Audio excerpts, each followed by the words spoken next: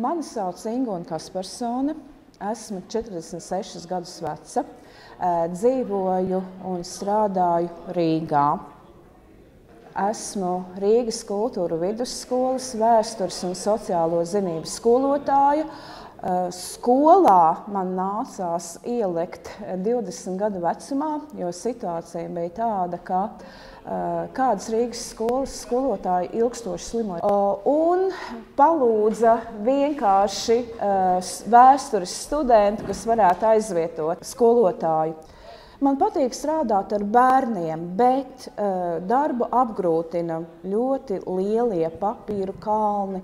Otra mana profesija ir ekskursiju vadītāja, un jau no kopš 4. klases es nodarbojos Rīgas jauno turistu stacijā, ekskursiju vadītāja pulciņā, un šo pulciņu vadīja izcilā skolotāja Raita Liepiņa. Un tā šajā pulciņā es turpināju darboties līdz pat 11. klasei.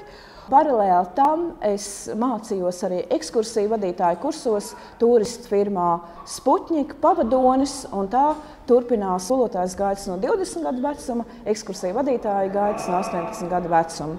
Latviešiem ir tāds teiciens, ir divi darbi – maizes darbs un sirdsdarbs. Maizes darbs man ir skolā, sirdsdarbs man ir ekskursiju vadīšana, bet teikšu tā, manā gadījumā maizes darbs organiski papildina sirdsdarbu un otrādi.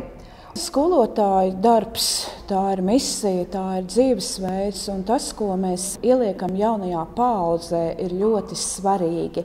Kādas vērtības, zināšanas, prasmes mēs jaunajā paaudzē ieliekam. Un skolotājs ir viena no tām profesijām, caur kura rokām iziet visi savā dzīves gaitā, tāpat kā arī caur ārstu rokām. Un būtībā skolotājs ir tas gaismas stars, kas parāda iespējas izzināt pasauli. Un, ja mēs skolotāju salīdzinām ar pulksteni, tad viņš ir mūžīgi uzvilkts un viņam jābūt ritmā un formā.